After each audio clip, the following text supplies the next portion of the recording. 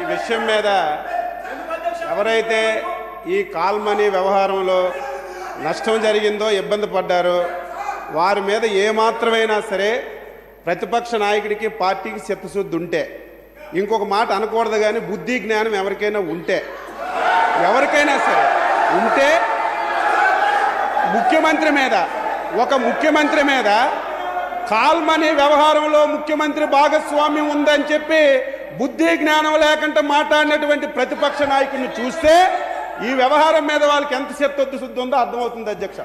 ఒక ఫోటో పట్టుకొని ఎంత బాధ అనిపిస్తుందంటే 3 రోజుల నుంచి చూస్తున్నాం అధ్యక్ష.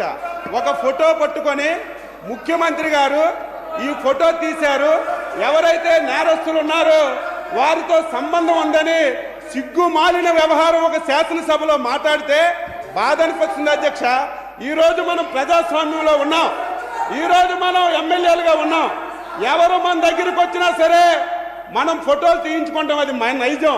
నేను ఒకటి అడుగుతున్నాను, 16 మాసాలు ఈరోజు ముఖ్యమంత్రి గారికి ప్రభుత్వానికి చట్టాన్ని మార్చైనా సరే ఒక చట్టం తీసుకురావాలి. ఈరోజు కాల్మనీ వ్యవహారం మీద ఎవరైతే ప్రజలకు చీటింగ్ చేశారో, డబ్బు దోచుకున్నారో అది ఎంత నేరమో రాష్ట్ర ముఖ్యమంత్రి పదవి అడ్డం పెట్టుకొని ఈ రాష్ట్రంలో ప్రభుత్వ డబ్బు 1,00,000 కోట్లు దోపిడీ చేసినటువంటి జగన్మోహన్ రెడ్డి కూడా అంతకంటే ఎక్కువ నేరగాడు. చట్టాన్ని మార్చండి. ఈరోజు మన దేశంలో చెల్లింది అధ్యక్ష.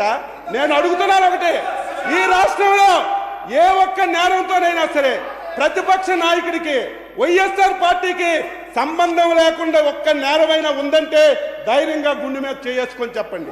రాష్ట్రంలో ఏ నేరం జరిగినా అందులో జగన్మోహన్ రెడ్డికి పాత్ర ఉంది.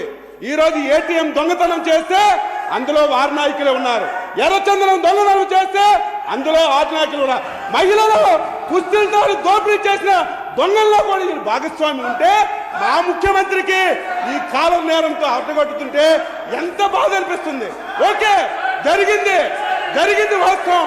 నేను ధైర్యంగా ఈ రాజ్యంలో మీరు ఒకసారి వినండి, ఈ ప్రజాస్వామ్యంలో ఈ దేశంలో ఏ ఒక్క రాజకీయ పార్టీ అయినా మా పార్టీ సభ్యులు కూడా ఈ నేరంలో ఉన్నారని ధైర్యంగా చెప్పిన ముఖ్యమంత్రి నారా చంద్రబాబు నాయుడు గారు. పార్టీలతో సంబంధం లేదు, న్యాయం చేయాలని, ప్రజలకు న్యాయం చేయాలని ప్రయత్నం చేస్తుంటే అడ్డగోలుగా ఇష్టానుసారంగా మాట్లాడుతున్నాం. అధ్యక్ష, మీరు మాకు విసుగు రావాలి.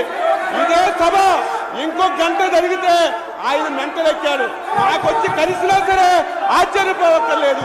మాకు కలవకుండా ఆ మెంటల్ కేసుని హాస్పిటల్లో జాయిన్ చేసి ప్రజాస్వామ్యాన్ని కాపాడాలని ఈ చర్చల సందర్భంగా అపోజిషన్ పార్టీ కానీ రూలింగ్ పార్టీ వాళ్ళు కానీ ఎవరైనా అన్పార్లమెంటరీ వర్డ్స్ వ్యాఖ్యలన్నీ కూడా రికార్డ్స్లో నో సచ్ ప్లీజ్ కూర్చొని దయచేసి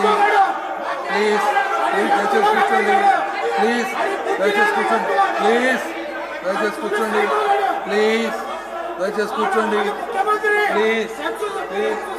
please go back to your seat దయచేసి కూర్చో బ్యాక్ ప్లీజ్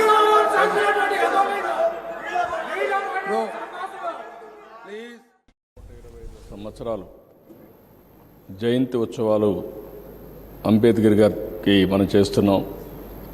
ఇది చేసినప్పుడు